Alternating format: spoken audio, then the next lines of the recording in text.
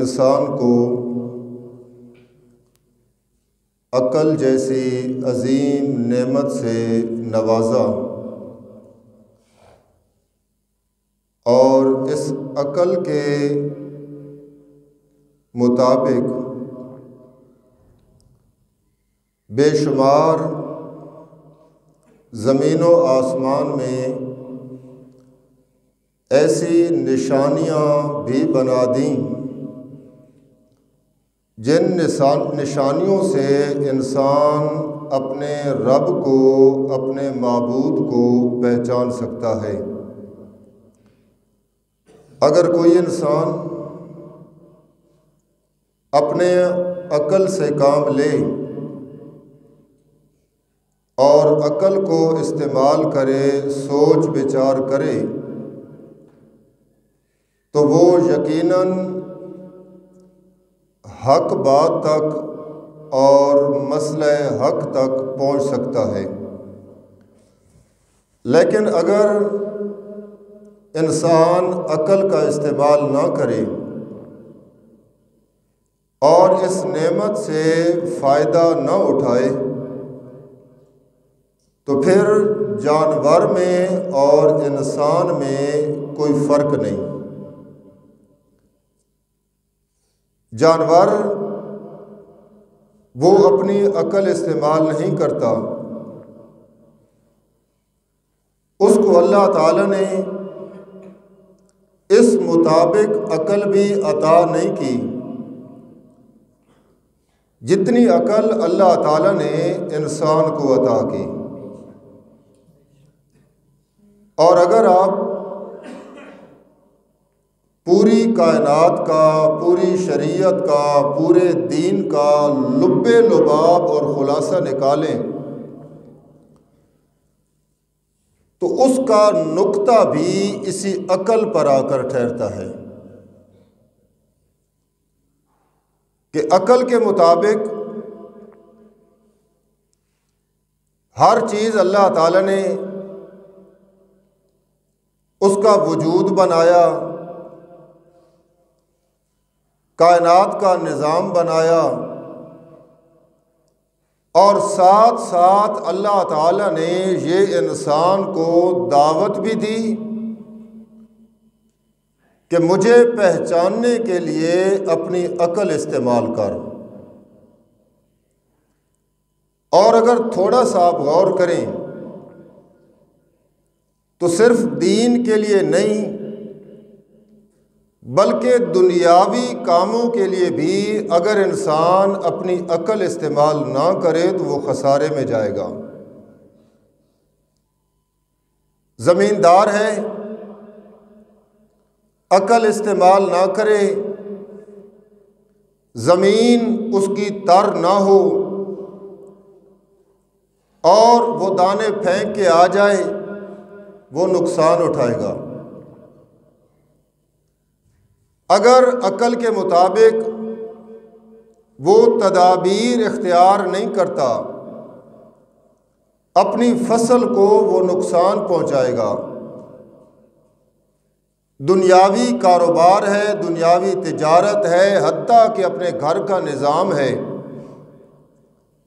اگر عقل کے بغیر، سوچ سمجھ کے بغیر انسان چلانا شروع کر دے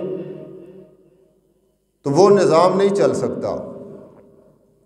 اسی طرح میرے دوستو بزرگوں، اللہ تعالیٰ نے دین کے لیے بھی عقل استعمال کرنے کی دعوت دی ہے قرآن میں۔ اور پھر قرآن نے بڑے صاف الفاظ میں اس بات کو بیان فرمایا کہ ہر انسان کو چاہیے کہ وہ اس بات کی فکر کرے، اپنی حالت تبدیل کرنے کی کوشش کرے، اپنا اور معبود کا تعلق جوڑنے کی کوشش کرے، اس کوشش اور ٹو میں وہ لگے، اس کے لیے ہدایت کے راستے میں خود کھول دوں گا۔ والذین جاہدوا فینا لنہدینہم سبلنا، جو ہماری طرف آنے کی کوشش کرتا ہے، ٹو میں لگتا ہے، ہم اس کے لیے ہدایت کے سارے دروازے کھول دیا کرتے ہیں۔ اور پھر قرآن کہتا ہے کہ ان اللہ لا یغیر ما بقوم حتی یغیروا ما بانفسہم، کہ جو اپنی حالت تبدیل کرنے کی کوشش نہیں کرتا، اللہ تعالیٰ بھی اس کی حالت نہیں بدلتا۔ نہ ہو جس کو خیال آپ اپنی حالت کے بدلنے کا، اس وقت تک اللہ تعالیٰ اس کی حالت کو تبدیل نہیں کرتا۔ انسان کے اندر ایک مادہ، ایک حب، ایک خاص نقطہ اللہ تعالیٰ نے رکھا، سوچ والا۔ اس سوچ کے متعلق اللہ تعالیٰ بار بار قرآن کے اندر بیان فرماتے ہیں کہ اس سوچ کو تھوڑا سا تبدیل کر، میرے نزدیک آنے کی کوشش کر، فکر میں لگ، اور پھر تو دیکھ میں تیرے لیے ہدایت کے دروازے کس طرح کھولتا ہوں۔ آپ تجربہ کر لیں، جیسا جوڑو جی پیچھے کے لگنی بھی،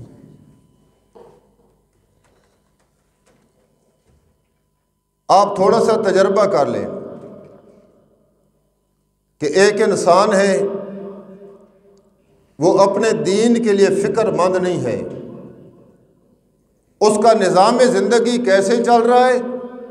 کھایا پیا سویا جاگا، بازار گیا واپس آیا، دوستوں میں بیٹھا گپ شپ لگائی، اسے کوئی کسی بات کی فکر نہیں، وہ پرلے درجے کا جاہل بھی رہے گا اور بے دین بھی کہلائے گا۔ لیکن جس انسان کے اندر سوچ والا مادہ ہر وقت اچھلتا رہے، وہ اس کے ساتھ باتیں کرتا رہے، اپنے ساتھ وہ اپنے آپ کو ملامت کرتا رہے، اسی کا نام ہے سوچ۔ ابو جہل کا بیٹا اکرمہ، حضرت اکرمہ رضی اللہ تعالی عنہ، توجہ کیجیے گا، فتح مکہ ہوا، کچھ لوگ پکڑے گئے، کچھ مارے گئے، اور جو زیادہ تیز تراز تھے وہ بھاگ گئے۔ واقعہ آپ نے سنا ہوگا، صرف اشارہ کر رہا ہوں۔ وہ بھاگے نا، اکرمہ ابو جہل کا بیٹا بھی ان بھاگنے والوں میں شامل ہے۔ دریائی سفر تھا، کشتی میں بیٹھے اور لوگ بھی ہیں، اچانک ایسے ہوا کہ کشتی ہچکولے کھانے لگی، لہریں کشتی کے مخالف چلنے لگیں۔ کشتی کا ملاح کہنے لگا حالات ٹھیک نہیں ہیں، ہوائیں مخالف چل رہی ہیں، اپنے اپنے دل کے اندر اپنے آپ کے ساتھ اللہ تعالیٰ سے کنیکشن ملاؤ اور اللہ سے باتیں کرو۔ سارے لوگ اللہ کی پکار کرنے لگے، اور قرآن اس کی بات کی گواہی دیتا ہے، وَإِذَا رَاكِبُوا فِي الْفُلْكِ دَعَوُا اللَّهَ مُخْلِصِينَ لَهُ الدِّينَ، اللہ کی پکار کرنے لگے، یا اللہ تو بچا یہاں سے، کشتی گرداب میں آ گئی ہے، بھنور میں آ گئی ہے، مصیبت میں آ گئی ہے، یا اللہ تو بچا یہاں سے۔ کون کہنے والے ہیں؟ مکہ کے مشرکین۔ این کشتی مصیبت میں آئی، وہاں پر کسی نے نعرہ نہیں لگایا لات منات عزا ہبل یہاں ہماری مدد کو پہنچو، یہ ان کے معبودوں کے نام تھے جو جھوٹے معبود بنا کے رکھے تھے۔ این مصیبت کے اندر پکار اللہ کی کرتے ہیں، لیکن اس کے باوجود قرآن انہیں مشرک کہتا ہے۔ لیکن ہمارے ہاں سسٹم کچھ اور چلتا ہے۔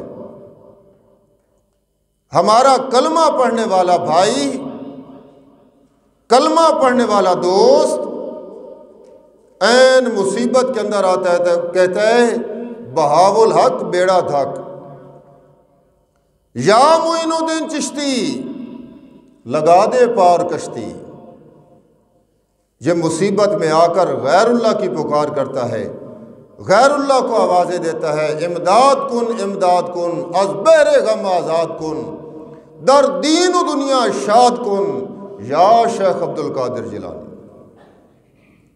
یہ پیران پیر شیخ عبد القادر جیلانی رحمۃ اللہ علیہ کی پکارے کرتا ہے، اور اس کے باوجود ہم بڑے دھڑلے سے کہتے ہیں کہ وہ ہمارا مسلمان بھائی ہے، ایمان والا بھائی ہے۔ کس بات کا ایمان ہے آپ بتائیں؟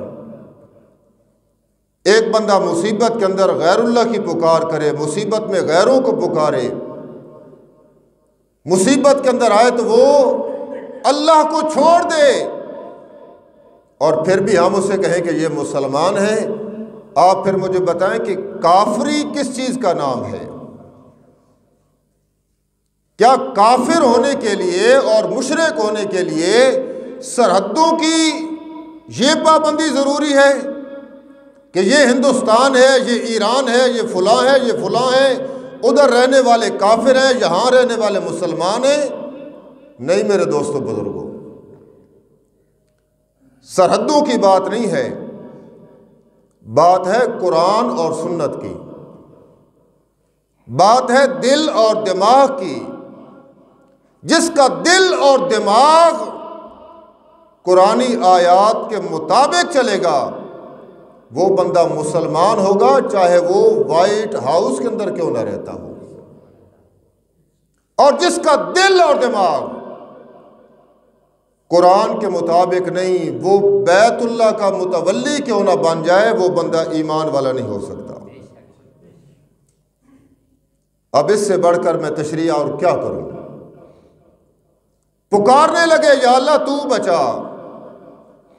ابو جہل کا بیٹا اکرمہ وہ لوگوں کی پکاریں سنتا ہے، وہ بات سمجھتا ہے، اور دل ہی دل کے اندر اس نے غور کرنا شروع کر دیا، فکر کرنا شروع کر دیا کہ وہ جو محمد ابن عبداللہ ہے جس کے ساتھ لڑائیاں ہوئی، آج اس نے مکہ کو فتح کر لیا اور میں ڈر کے مارے بھاگ رہا ہوں، اس کے ساتھ لڑائی کس بات کی ہے؟ یہی تو لڑائی ہے۔ وہ کہتا ہے مصیبت کے اندر پکار اللہ کی کرو، مصیبت کے اندر بچانے والا وہ اللہ ہے، یہی تو لڑائی ہے۔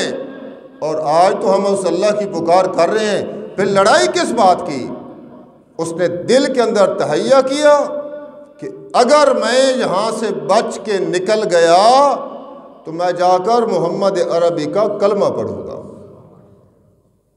اسے سوچ آئی، اس نے تھوڑا سا دماغ لڑایا، اس نے اپنے دل والا برتن سیدھا رکھا، اور پھر اللہ تعالیٰ نے اسے ہدایت نصیب کر دی۔ آج ہمارا جو سب سے بڑا مسئلہ ہے، سب سے بڑی جو پرابلم ہے، سب سے بڑا جو فتنہ ہے، وہ یہ دل والا ہے کہ دل والا برتن ہم نے الٹا کر کے رکھا ہے۔ یہ ہماری دعوت ہے، اس سوشل میڈیا کے ذریعے بھی، انفرادی ملاقاتوں میں بھی، اجتماعی بیانات میں بھی، کہ لوگوں کامیابی صرف اور صرف اس بات میں ہے کہ خدا کے قرآن اور محمد عربی صلی اللہ علیہ وسلم کے فرمودات، ارشادات کے پابند ہو جاؤ، کامیابی تمہارے قدم چوم لے گی۔ اور یہ کامیابی حاصل کرنے کے لیے دل والا برتن سیدھا رکھنا پڑے گا۔ دل کے برتن الٹے ہیں، یہ کون ہے جی؟ یہ فلاں مسجد کا ہے لہٰذا میں اس کی بات نہیں سنتا۔ یہ کون ہے جی؟ یہ فلاں مسلک کا ہے میں اس کی بات نہیں سنتا۔ یہ کون ہے جی؟ یہ فلاں ہے جی میں بات نہیں سنتا۔ کیوں بھائی نہیں سنتا؟ وہ قرآن نہیں پڑھ رہا۔ قرآن پڑھ، قرآن سن، اور پھر اگلی بات جو ہمارا آج کا موضوع ہے اس میں فکر کر، اس میں غور کر۔ قرآن کی جو آیت پڑھی جا رہی ہے اس کے مطابق اس کا معنی، مفہوم، ترجمہ ہے بھی صحیح کی نہیں؟ اگر اسی کے مطابق ہے تو سر آنکھوں پہ، اگر قرآن اور بولتا ہے، تشریح اور چل رہی ہے، قرآن اور موضوع بیان کرتا ہے، بیان اور ہو رہا ہے، پھر وہ بات قرآن حدیث کی نہیں، وہ مولوی صاحب کی اپنی بات ہے۔ مولوی کی بات کا انکار کر دے، پیر کی بات کا انکار کر دے، کوئی پرواہ نہیں، لیکن قرآن اور نبی پاک کی بات کا انکار کرنا یہ کفر ہے۔ اللہ اکبر۔ اکرمہ نے کہا میں کلمہ پڑھ لوں گا۔ آپ نے اندازہ کیا کہ اللہ نے ہدایت کیوں دی؟ آج اس نے فکر کی، آج اس نے تھوڑا سا دماغ کو لڑایا کہ یارو مسئلہ کیا ہے۔ یہی تو لڑائی ہے کہ مصیبت میں، تنگ حالات میں اللہ کی پکار کرو، یہی تو محمد ابن عبداللہ کہتا ہے صلی اللہ علیہ وسلم۔ پھر جھگڑا کس بات کا، لڑائی کس بات کی؟ چنانچہ وہ اللہ تعالیٰ نے ان کو بچایا اور وہ آ کر محمد عربی صلی اللہ علیہ وسلم کا صحابی بن گیا۔ اور غیرت کتنی آئی، سبحان اللہ۔ بیٹا تو ابو جہل کا تھا، تعارف تو ابو جہل سے ہونا تھا۔ ہر کوئی کہتا اکرمہ بن ابی جہل، اب تھا اس کا باپ، لیکن نبی پاک صلی اللہ علیہ وسلم کی خدمت میں آ کے کہتا ہے یا رسول اللہ، اس میں کوئی شک نہیں کہ میں آپ کے دشمن ابو جہل کا بیٹا ہوں، لیکن اب میں اسلام کے زیور سے آراستہ ہو گیا ہوں، اب میں اسلام کا جام پی چکا ہوں، اب میری یہ غیرت برداشت نہیں کرتی کہ میرے نام کے ساتھ میرے باپ کا نام بھی لگایا جائے۔ یا رسول اللہ بیٹا تو میں اسی کا ہوں، لیکن میرے اوپر ترس کریں اور یوں کہا کہ جائے مجھے کہ اکرمہ بن اسلام، مجھے اسلام کا بیٹا کہا جائے، مجھے اسلام کا بیٹا کہا جائے۔ اس کے اندر ایک غیرت آئی، ایک جذبہ آیا۔ یہ ساری نعمتیں انسان کو تب ملتی ہیں جب انسان کیا کرے، غور کرے، فکر کرے۔ اور اسی پر اللہ تعالیٰ نے قرآن مجید کے اندر بے شمار موقعوں پر بیان کیا ہے۔ ایک آیت جو آپ کے سامنے خطبہ میں تلاوت کی، فرمایا ان فی خلق السماوات والارض، بے شک پیدائش بڑھاونا زمینہ دا اور آسمانہ دا، ان فی خلق السماوات، یہ آیت آپ نے ذرا توجہ سے سننی ہے۔ اس آیت کے آخر میں اللہ تعالیٰ کیا کہتے ہیں، ان فی خلق السماوات، بے شک آسمانوں کے بنانے میں، والارض اور زمین کے بنانے میں، واختلاف اللیل والنہار، رات اور دن کے مختلف ہونے میں۔ یہ کون سی باتیں ہیں؟ یہ عقلی باتیں ہیں، ان کو کہا جاتا ہے آیات تکوینی۔ ایک ہوتی ہیں آیات تشریع، جن کا تعلق شریعت کے ساتھ ہے، جن میں احکام ہوتے ہیں۔ یہ ہوتی ہیں آیات تکوینی، یعنی کائنات کے ساتھ ان کا تعلق۔ واختلاف اللیل والنہار، رات اور دن کا مختلف ہونا، رات آ گئی دن چلا گیا، دن آ گیا رات چلی گئی، رات کا الگ نظام، دن کا الگ نظام۔ اللہ فرماتے ہیں رات اور دن کا مختلف ہونا بھی، زمین و آسمان کا بنانا بھی، اتنی بڑی چھت بنا دی، اس میں کوئی ستون نہیں، کوئی سہارا، کوئی سپورٹ نہیں لگائی۔ نیچے دیکھ اپنے پاؤں کی نیچے ہم نے جو زمین بچھائی، پانی کے اوپر ہم نے اس زمین کو ٹکا دیا، ڈولنے لگی تو والجبال اوتادا، پہاڑوں کی ہم نے اس پر میخیں لگا دیں، پہاڑوں کے ذریعے اس کا بیلنس برابر کر دیا۔ ان تمید بکم، تمہیں ایک طرف لے کر جھک نہ جائے، پہاڑوں کے ذریعے اس کا بیلنس برابر کر دیا۔ او انسان آسمان میں دیکھ، مجھے پہچاننے کی کوشش کر، زمین کی طرف غور کر، مجھے پہچاننے کی کوشش کرو، رات کا نظام دیکھ، مجھے پہچاننے کی کوشش کرو، دن کا نظام دیکھ، مجھے پہچاننے کی کوشش کرو۔ بیان کرنے کے بعد اللہ فرماتے ہیں لآیات، البتہ بہت بڑی نشانیاں ہیں رات اور دن کے اندر، آسمان اور زمین کے اندر بہت بڑی نشانیاں ہیں، لیکن ہر ایک کو ملیں گی؟ فرمایا نہیں۔ لِأُولِي الْأَلْبَابِ، جو عقل سے کام لیتے ہیں ان کے لیے بہت بڑی نشانیاں ہیں۔ رات کو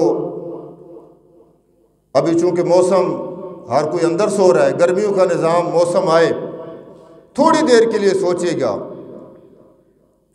باہر چارپائی صحن کے اندر لگی ہو، آسمان کی طرف نگاہ اٹھائیں، اپنے آپ کو تھوڑا سا تصوراتی ذہن کے اندر لے کر جائیں اور دیکھیں اللہ تعالیٰ نے آسمان کا نظام کیسے بنا دیا۔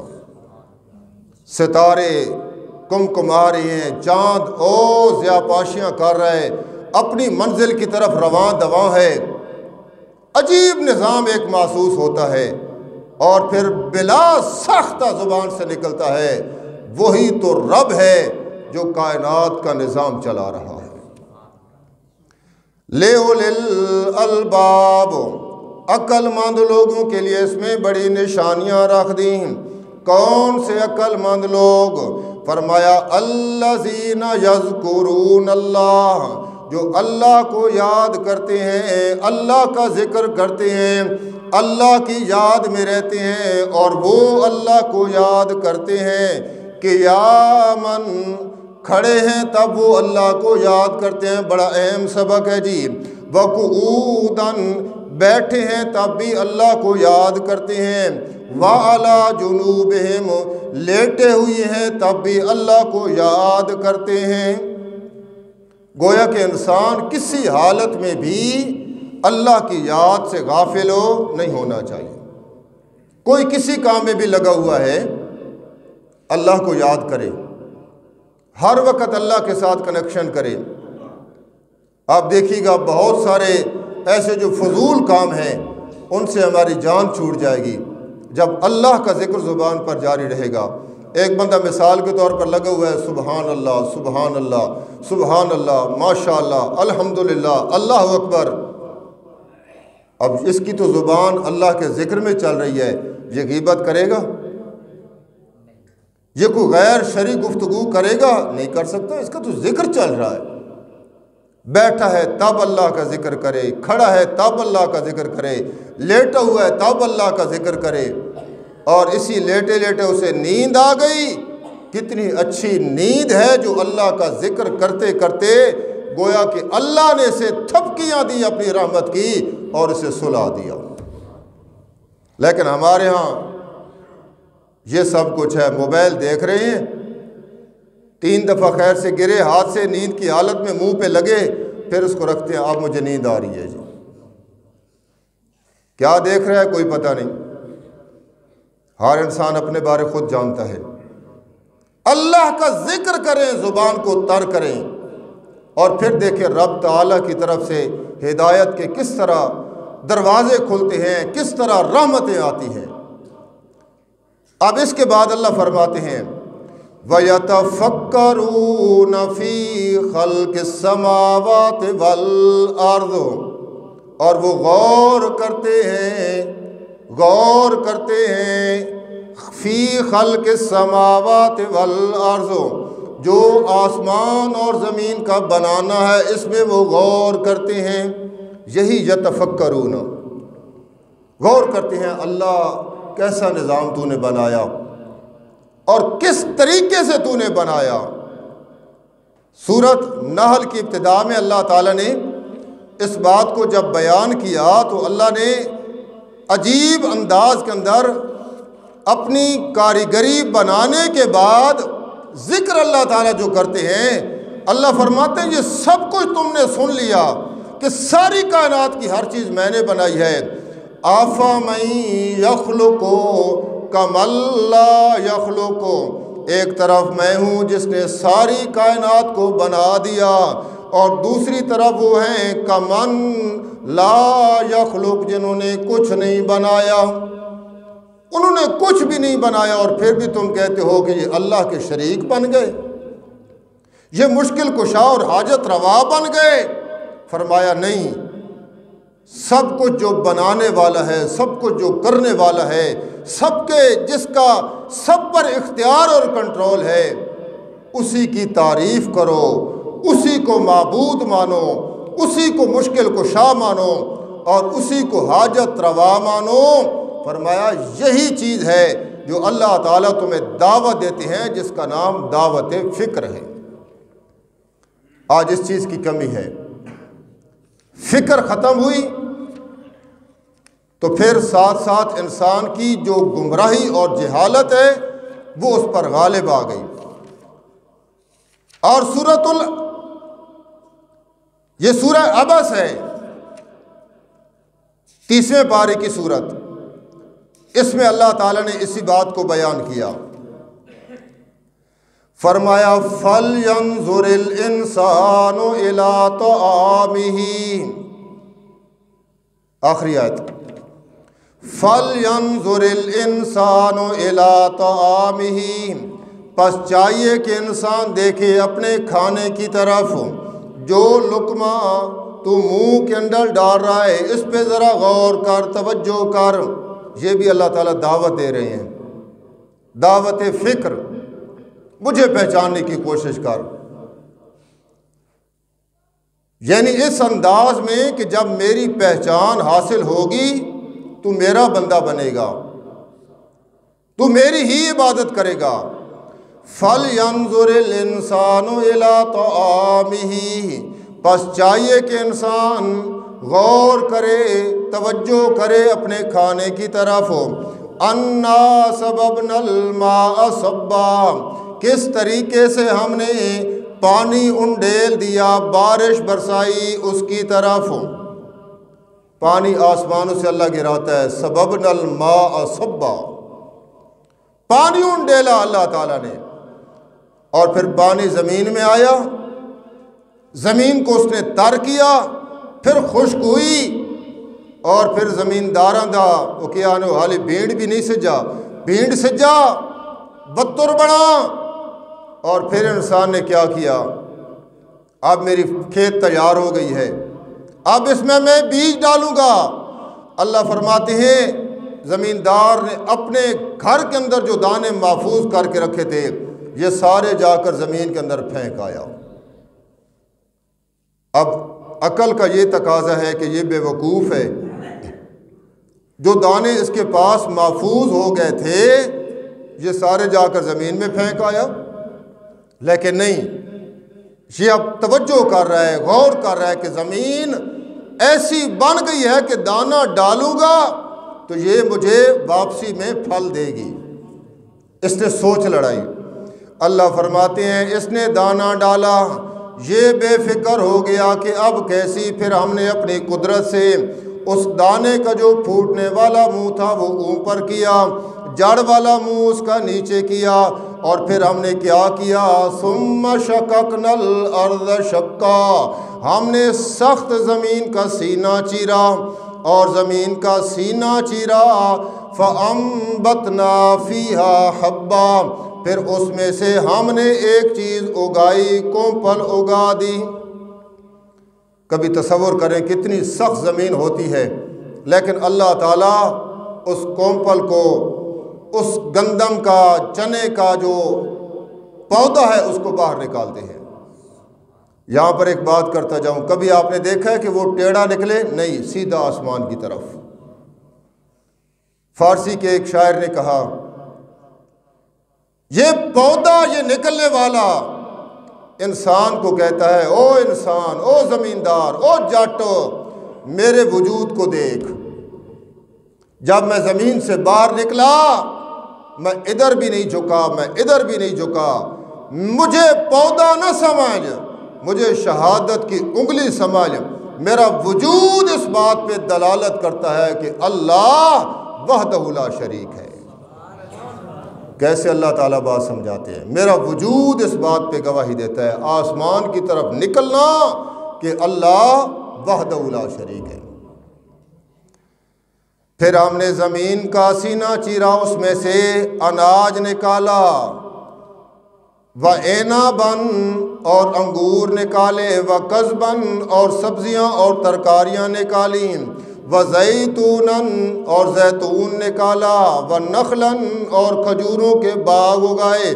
اللہ فرماتے ہیں کیڑی کیڑی شہدہ نہ چاہیے، وَحَدَائِقَ غُلْبًا بہت قسم کے باغات ہم نے، گنجان گھنے باغات ہم نے اگا دیے، وَفَاكِهَةً تمہارے لیے میوے اگا دیے، وَأَبًّا اور گھاس اگا دی، گھاس بھی نکالی۔ صرف تو نہیں ہے نا میری مخلوق تو جانور بھی ہیں۔ فرمایا متاع لکم ولانعامکم، اس ساری چیزوں کے اندر تیرے لیے بھی نفع ہے اور تیرے جانوروں کے لیے بھی ہم نے نفع رکھ دیا۔ مقصودی جملہ کیا ہے؟ فَلْيَنظُرِ الْإِنسَانُ إِلَىٰ طَعَامِهِ، اپنے کھانے کی طرف غور کر، یہ جو میں لقمہ روٹی کا نوالا منہ کے اندر ڈال رہا ہوں یہ کیسے آ گیا؟ اس کے لیے زمین چاہیے، اس کے لیے پھر لوہا چاہیے، اس کے لیے پھر جلانے کے لیے لکڑی چاہیے۔ فرمایا لوہا بنانے والا بھی اللہ، لکڑی بنانے والا بھی اللہ، اس دانے کو بنانے والا بھی اللہ، تو پھر معبود بھی اکیلا اللہ ہے۔ فرمایا اسی بات میں فکر کر، تو اپنے معبود کو پہچان لے گا۔ اگر فکر اور غور اور تدبر انسان کے اندر نہیں آتا پھر وہ انسان ہدایت کو نہیں پہنچ سکتا۔ یہ ایک اعلان سن لے جی، بروز اتوار صبح 10 بجے